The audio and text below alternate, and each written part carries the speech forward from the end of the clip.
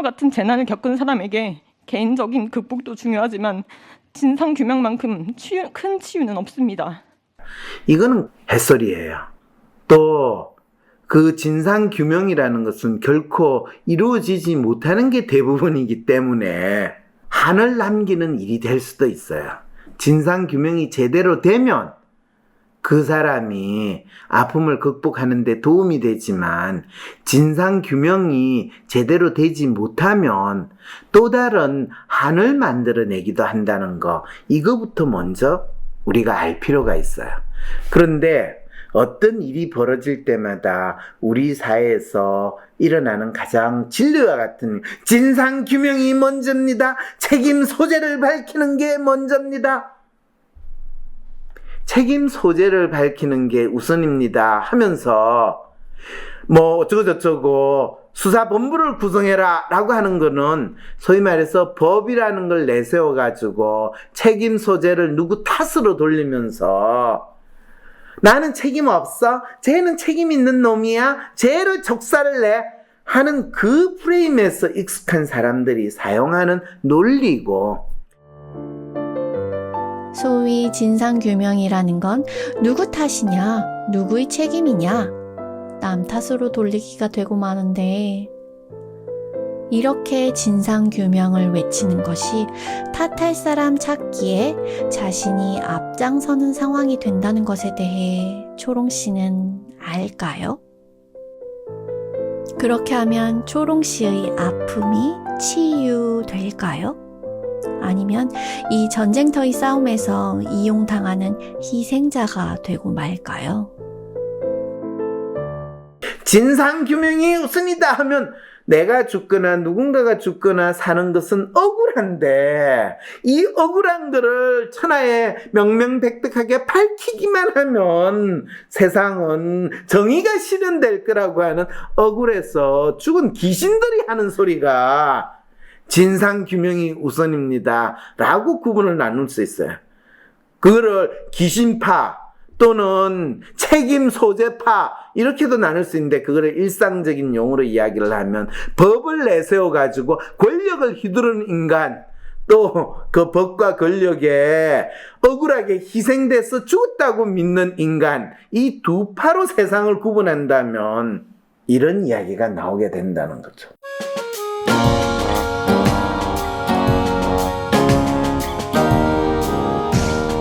박사님 이태원 참사를 전쟁터에 비유하셨는데, 전쟁터에서 살아남는 사람이 살아남는 것에 대한 명함을 가질 것이 아니라 살아남는 사람으로서 해야 하는 일은 무엇인가요? 이게 이제 우리가 사는 것 자체가 전쟁터고, 지금 우리의 일상생활이 전쟁터라는 걸 인정을 할 수만 있다면, 사람들이 다 인정한다면 이태원 참사에 살아남은 사람들이 전쟁터에서 살아남은 사람이다라는 것에 대해 공감을 할 수 있어요. 그런데 우리의 일상이 안전하고 누구도 억울하게 죽지 않고 누구도 죽지 않고 잘 사는 나라여야 합니다라고 주장하는 사람들은 우리의 일상생활이 전쟁터라는 이 기본 전제, 가정에 대해서 동의하겠어요, 안 하겠어요? 네, 안 하게 돼요.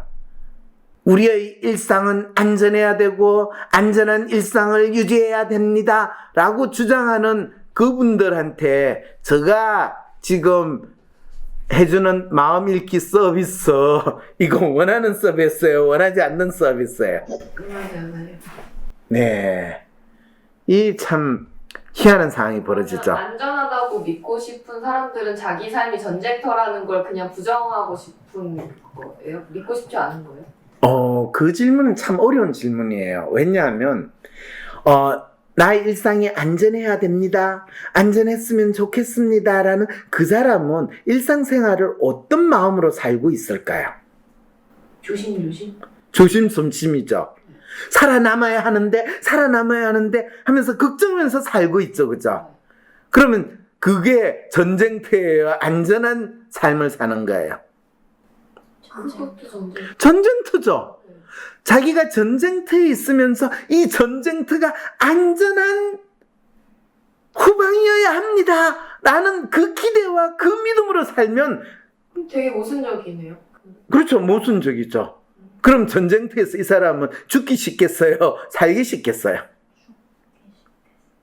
네, 지랄 발작하다가 죽기 쉬운 상황이 벌어진 전형적인 프로이드가 말하는 히스테리 상황에 빠져서 살게 되는 거예요. 자, 우리가 살아가는 지금 이 세상이 마치 전쟁터와 같고 나는 거기에서 살아남고 싶다 생각하시며 계속 들어보신다면 좋겠습니다. 여러분들이 지금 알고 있는 심리 상담이라는 것이 일반적인 사람들한테 인식이 되기 시작하고 심지어는 의사들도 인식되기 시작한 건 1차 세계대전에 참호에서 생활하는 병사들이 갑자기 이상한 소리를 하고 갑자기 돌격 앞으로 하는데 난 싫어, 저는 다리가 안 움직여요, 총을 쏴하는데 손가락이 마비됐어요 하는 그 전쟁터 경험을 하는 사람들한테서 나타나는 히스테릭한 반응 때문에 심리 상담, 우리가 지금 알고 있는 심리 상담이라는 것이 필요하다. 그리고 정신과 의사들이 PTSD라고 하는 병명이 만들어지기 시작하는 계기, 1차 세계대전에서 정식으로 PTSD라고 정신과 의사들이 병명을 붙이기 시작하기까지 몇 년의 시간이 걸린지 알아요, 여러분? PTSD라는 병명을 붙이기 시작하는 것은 무려 베트남 전쟁이 이루어지고 그 끝나고 나서야 이루어졌기 때문에 1960년대 후반부터예요. 그래서 무려 50년이 걸렸어요. 그런데 그 현상은 1차 세계대전에 의료진들한테 뚜렷이 나오고 그 전에는 아주 우아한 부인들이 사실은 그 병에 대해서 인식이 의사들한테 놀라운 병이고 이런 병이 대체 뭐야? 라고 나온 거는 19세기 중엽부터 아주 뚜렷하게 나왔어요.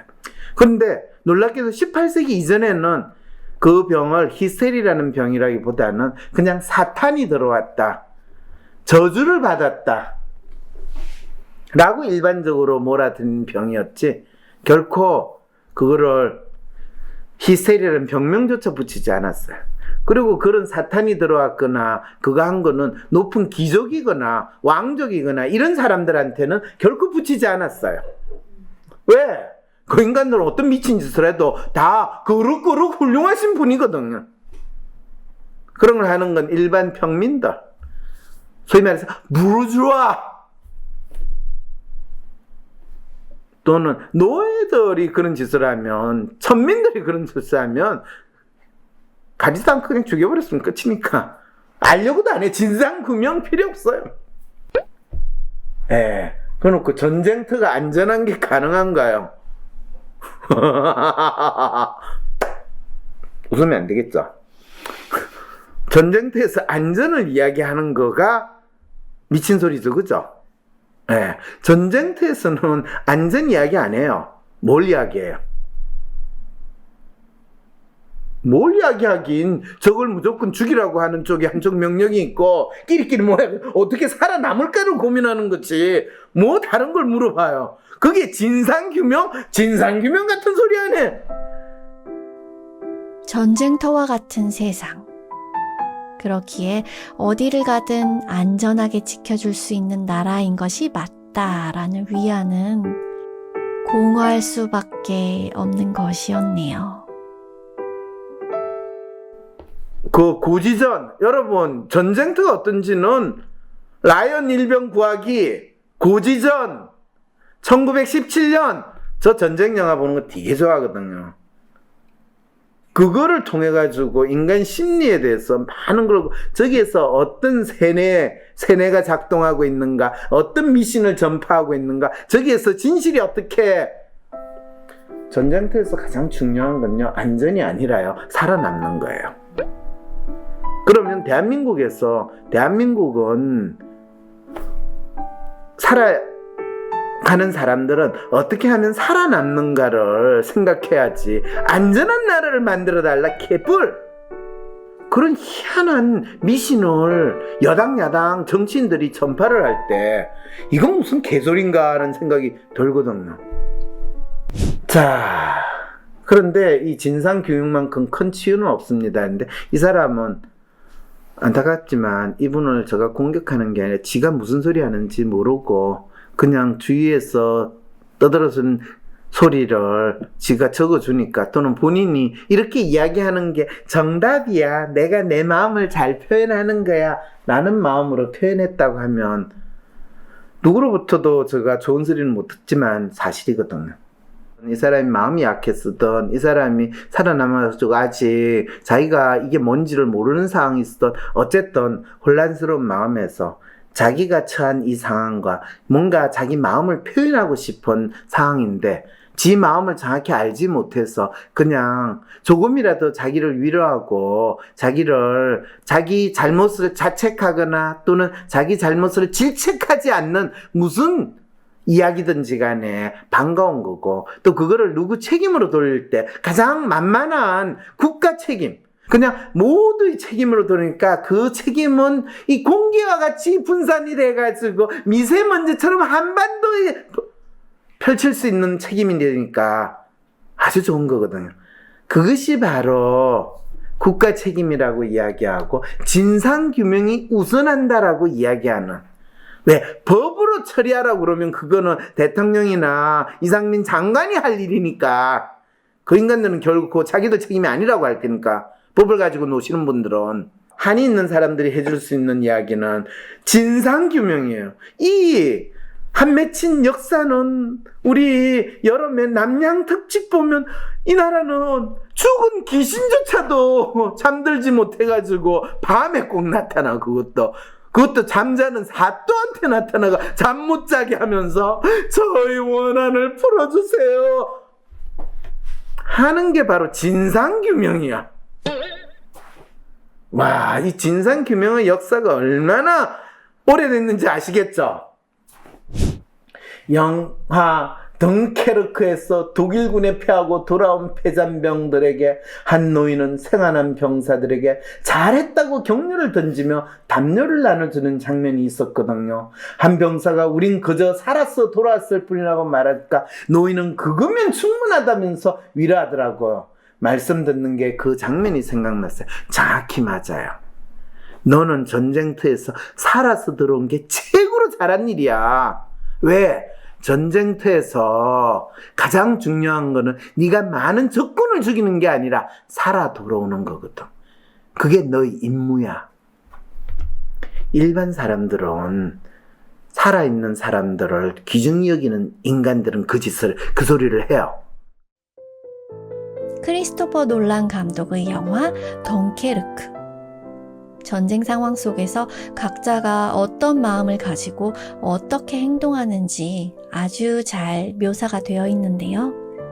병사들은 적군에게 몰려 당장 몰살당하게 되더라도 전혀 이상하지 않을 상황 속에서 생존을 위해 치열한 시간을 보낸 뒤 구사일생으로 조국으로 돌아오게 됩니다.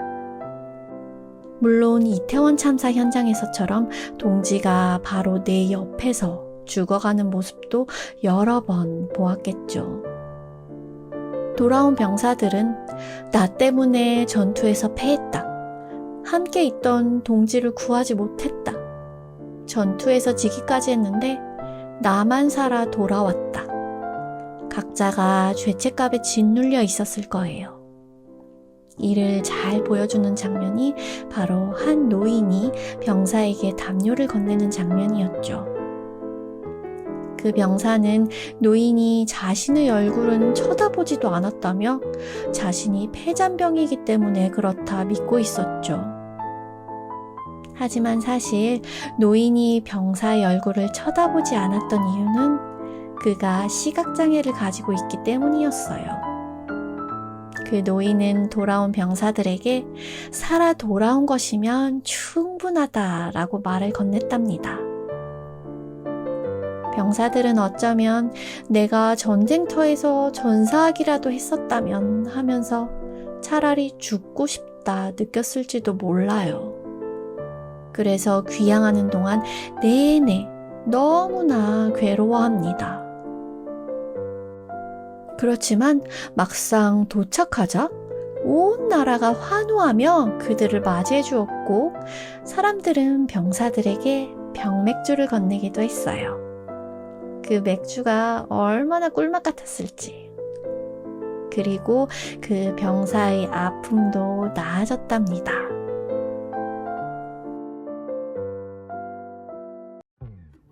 어떻게 하면 저번에보다 더 잘 살 수 있을까? 이런 기대로 새해마다 매번 토장 비결도 보고 용한집에서 점도 보고 운세, 타로도 봤는데 아직도 달라질 것 없는 내 인생. 도대체 문제가 뭐지? 토정 비결보다 더 내가 가진 삶의 어려움을 해결할 수 있는 진짜 비결인 WPI 검사를 해보세요. 마음의 MRI 검사라고 불리는 WPI 검사는 당신도 몰랐던 당신의 성향과 라이프스타일, 그리고 당신이 갖고 있던 마음의 답답함을 읽어줍니다. 우리가 겪는 삶의 문제나 마음의 아픔은 바로 우리 각자가 자신의 마음을 알지 못해 생겨나기 때문입니다. 자신의 마음을 읽어내어 파악할 수 있을 때 우리가 가진 마음의 아픔이나 삶의 어려움이 해결되는 경험을 할 수 있게 됩니다. WPI 상담을 통해 현재 자신의 삶에 어떤 문제가 있는지, 소중한 내 삶을 어떻게 만들어 나가야 할지에 대한 해법을 얻으실 수 있습니다. 올해 더 자신답게 잘 살기 위해 황성민 박사님과 한 해를 설계하는 새해 맞이 상담을 받아보시는 건 어떨까요? WPI 심리상담, 코칭 전문가와의 무료 상담도 받으실 수 있습니다. 2023년 WPI 검사와 상담을 통해 내 삶의 문제를 진단하고 인생에서 새로운 변화를 만들어 보세요. WPI 검사는 황상민의 심리연구소 사이트에서 상담 문의는 전화와 이메일로 하실 수 있습니다. 그렇지만 이 병사들을, 사람들을 자기 도구로 이용하고 자기의 권력이나 자기의 힘을 누리는데 활용하는 사람들은 그 겁에 질린 병사들한테 총을 겨두고 너 뛰어가서 저구한테 총을 쏴라. 조국을 위해서, 조국 좋아해. 그게 어떤 이데올로기, 국가 이데올로기를 통해 가지고 국민들을 통제 관리하겠다라는 게 징글징글하게 있거든요. 생존을 위해 자신이 어떤 상황에 있는지 아는 게 중요한데 다들 자신이 어떤 상황인지 모르기 때문에 나를 안전하게 해달라며 국가를 향해 히스테릭한 반응을 보이는 것이 정의가 되어버렸네요. 네, 이분이 어떤 분인데 이렇게 훌륭하게 정리를 잘 하셨나요? 네, 아주 정리를 잘 하셨네요. 이 국민들은 거의 덤덤한 히스테릭한 반응.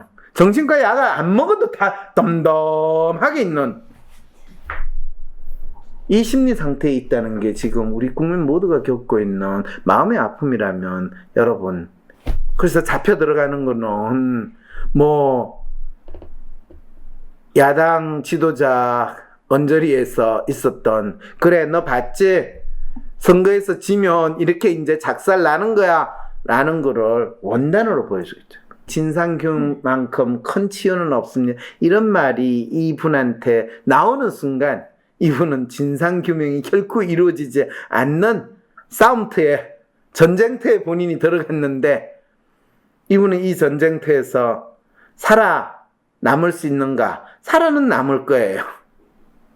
그렇지만 본인이 어떤 상처를 가졌든지 간에 스스로 자기 상처가 뭔지도 모르고 왜 상처가 생긴지도 모르고 어쨌든 이 고통을 계속 안고 가시는 상황에 지금 처해 있다는 거예요. 네, 센터로 연락 주셔가지고 무료 상담 꼭 받으시기 바랍니다. 그래 놓고 벌써 이제 문제가 뭔지를 제대로 파악도 못했는데 답까지 이제 벌써 이분은 이야기를 하는 희한한 상황이 벌어집니다. 잘못한 사람 찾아서 벌 주는 것이 아니라 그 상황에 대한 정확한 인식이 극복의 중요한 포인트입니다. 예, 그 상황에 대한 정확한 인식. 어떻게 하면 그 상황에 대한 정확한 인식이 될까요? 문제 규명이라는 것은 바로 상황에 대한 인식이 만들어내는 게 문제인데, 답을 정해놓고 문제를 설정하자라는 놀라운 마음을 표현하게 되는 거죠.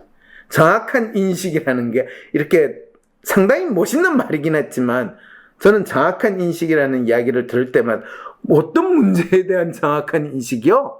이렇게 묻게 됩니다. 마음 이야기요. 무슨 마음요? 무엇에 대한 마음요? 제가 마음을 읽어야 된다라고 할 때 항상 여러분한테 무엇에 대한 마음, 어떤 마음요? 라고 묻습니다. WPI 심리 상담에서의 마음 읽기는 항상 구체적인 대상, 이슈, 주제, 목적이 있는 마음이에요. 그냥 저 마음을 읽어주세요.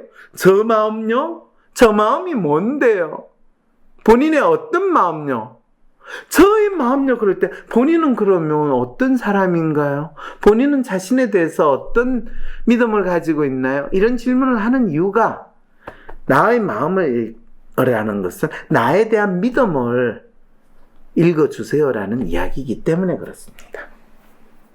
그런데 상황에 대한 정확한 인식이 극복의 중요한 포인트입니다 할 때, 이 상황은 이태원 참사 상황 그 순간 10월 29일 참사가 일어나는 10시 45분 그때요? 아니면 10시 10분요? 아니면 10시요? 아니면 9시요? 6시요? 어떤 상황을 말합니까? 죽고 나서 11시? 12시? 1시요? 아니면 하루가 지났어요? 이 질문을 할 때 상황은 바로 아주 정확한 시간 타이밍 상황까지 언급하셔야 됩니다. 네, 그 상황에 대한 정확한 인식. 그래서 특수본에서 그 상황이 유동체 상황이 돼서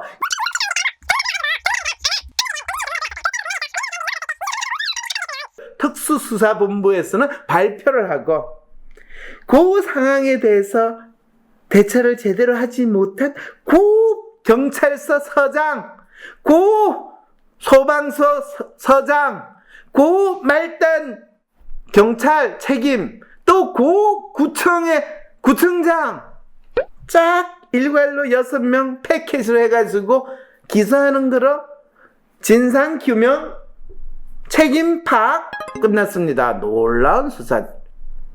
치료와 상담으로 아무리 개인적으로 노력해도 결국 바뀌지 않는 사회와 매번 쏟아지는 망언들이 제 노력을 모두 물거품으로 만듭니다. 갑자기 왜 아무 관련 없는 치료와 상담, 지가 엉뚱하고 잘못된 치료와 상담을 받았으면서 왜 그걸 끌고 들어와? 전 이 글을 읽는 순간 이 살아남은 분이 살아남은 그 행운에 대해서 엄청난 찬사와 이 박수를 보내고, 그 끔찍한 상황에 살아남은 그분의 행운과 용기와 의지에 대해서 박수를 보내면서도, 아이고, 또 이분 이런 상황에서 살아남는데 앞으로 살아갈 게 진짜 걱정이네. 이게 개 돼지를 훈련시켜 놓고 죽는 건 네가 훈련 잘못 받았어야 네가 훈련 받은 대로 뛰어들어.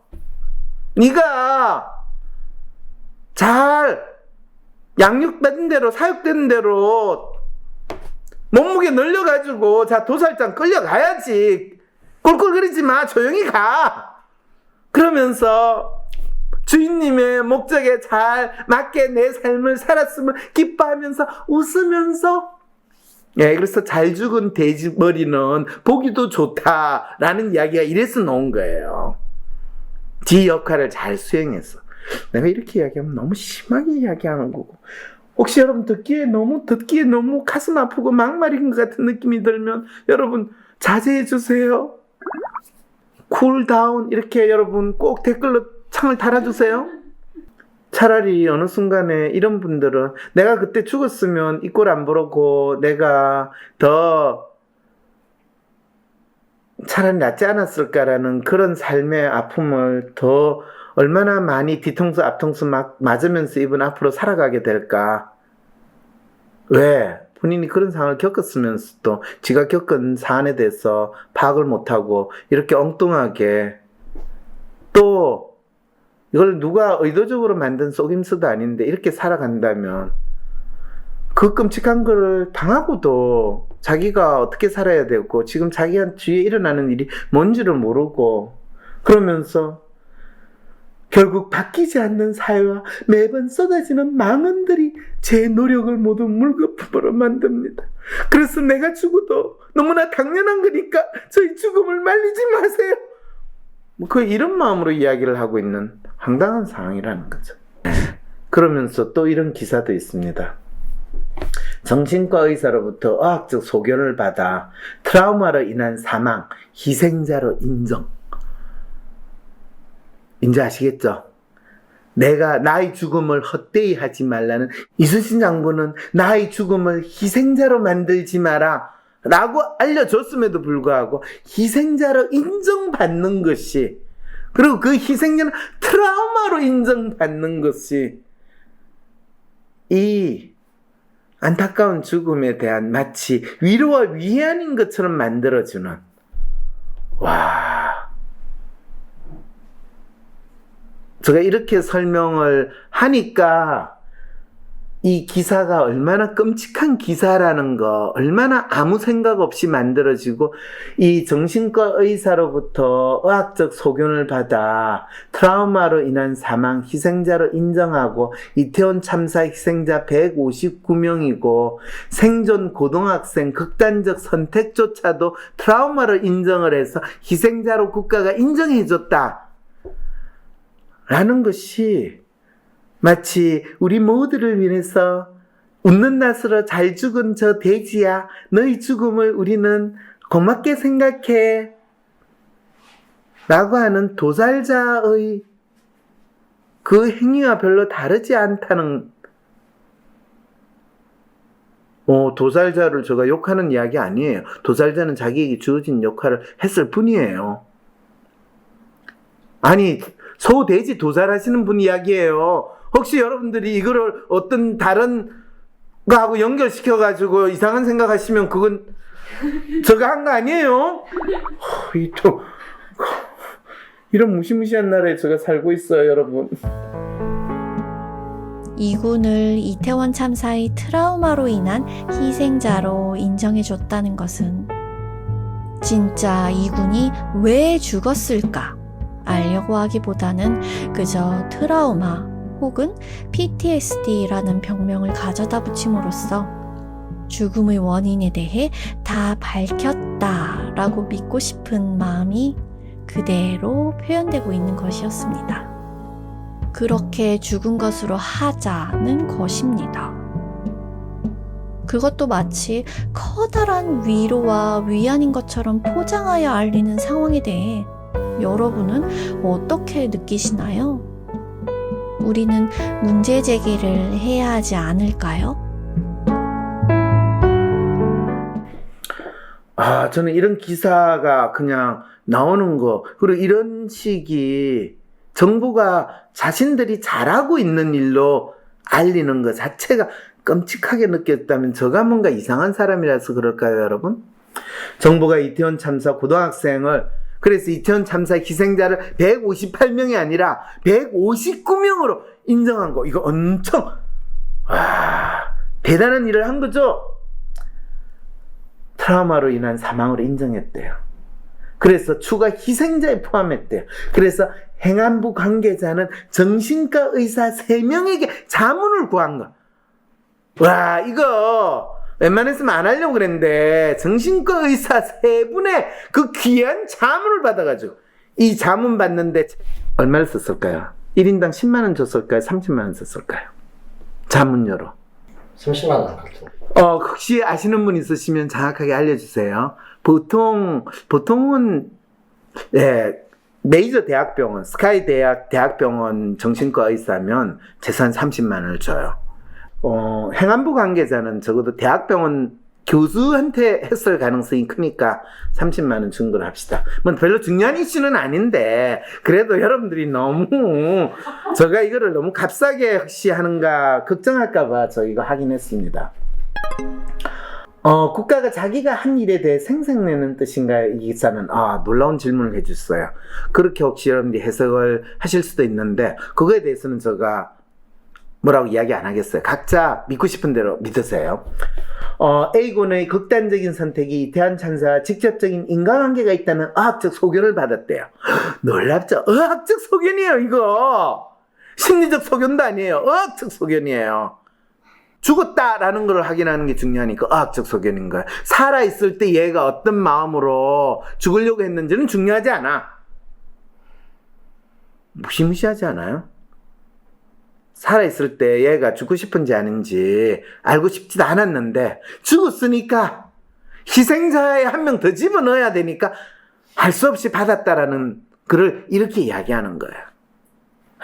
국가가 자기가 한 일에 생색낸다는 뜻인가요? 라는 건데 그거는 국가가 어떻게 하는지는 저도 잘 모르겠어요. 그런데 지금 대한민국 국가는 책임을 다하는 것이 생색내기 형태로 이루어지고 있다는 것을 확인은 이런 기사에서 확인을 하는데 참사에서 의사들은 권위를 획득하고 자비를 베풀었네요. 네, 거룩거룩하신 분 당연히 할 일을 그렇게 하죠. 이게 마치 중세 근대 들어올 때까지 아니면 최근까지 목사님 신부님이 항상 죽은 자 그리고 유족들을 위로하고 병들고 아픈 사람들을 치료하고 그 자비를 베푸는 그 역할을 자비를 베푸는 걸 알겠다고 이제 시리마저도 지금 본인이 자비를 베푸는데 나서겠다네요. 니도 자비를 베푸는데 니도 자비를 베푸는데 나선다고? 제가 잘 이해한 건지 모르겠어요. 그렇지, 넌 아직까지 그걸 이해할 수준은 안 돼. 지금 의사 21세기 대한민국에서 의사분들이 종교인과 같은 자비를 베푸는 역할을 한다는 거. 그래서 너희들은 내 말을 들어야지 희생자로 이름이라도 올려. 내 말을 못 들으면 안 돼. 라는 권위를 내세우는 그 놀라운 위치에 있다라는 것까지도 우리는 알게 된 거죠. 영화 덩케르크에서처럼 살아 돌아온 생존자들에게 그 행운과 의지에 대해 찬사와 박수를 보내는 일이 21세기 대한민국에서는 일어날 수 없었어요. 생존했다는 것에 죄책감을 느끼던 한 학생은 코스프레 심리 상담을 받으며 그 죄책감을 더 이상 견디지 못해 스스로 죽음을 택했고, 다른 한 생존자는 가장 쉬이 쓰이는 남탑 프레임에 이끌리게 되었습니다. 이어지는 2부에서는 이군이 받았던 심리 상담의 정체에 대해 더 자세히 알아봅니다.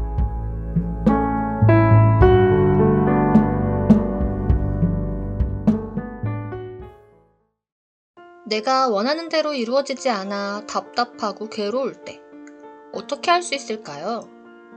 우후죽순 상담센터와 정신과가 생겨났지만 막상 어떤 서비스를 받아야 할지, 내 문제를 믿고 맡길 전문가는 누구인지 혼란스럽기만 하다고요? 위로나 공감을 넘어 개인의 마음을 정확히 읽어주고 삶을 변화시킬 전략도 같이 찾아주는 전문가, 전문 서비스에 대해 알 필요가 있지 않을까요? 이런 상황이라면 차라리 내가 직접 나의 마음을 알아보면서 나의 삶의 문제나 마음의 아픔을 해결할 수 있는 길을 찾고 싶진 않을까요? 나의 문제도 파악하여 해결하고 또 다른 사람의 삶도 변화시키는 데 도움을 줄 수 있다면 현재 나의 삶을 변화시킬 수 있는 새로운 계기가 될 수 있지 않을까요? 여러분의 이런 상상과 기대, WPI 초급 워크숍을 통해 구체화하실 수 있습니다. 삶의 변화는 특정 유형에 끼워 맞추는 것이 아닌 있는 그대로의 내 특성, 내 마음을 읽을 수 있을 때 시작됩니다.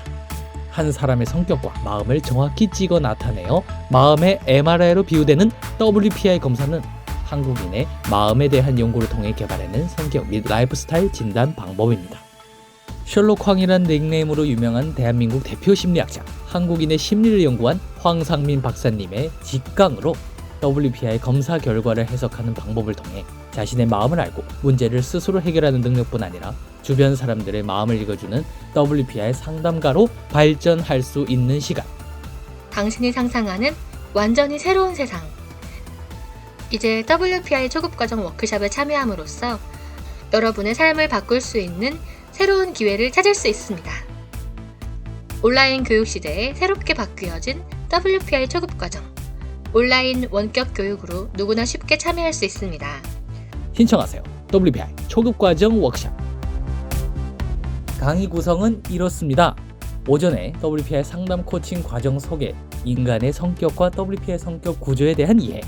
오후에는 멘토와 함께하는 조별 토론과 WPI 상의 5가지 자기평가 유형에 대한 이해.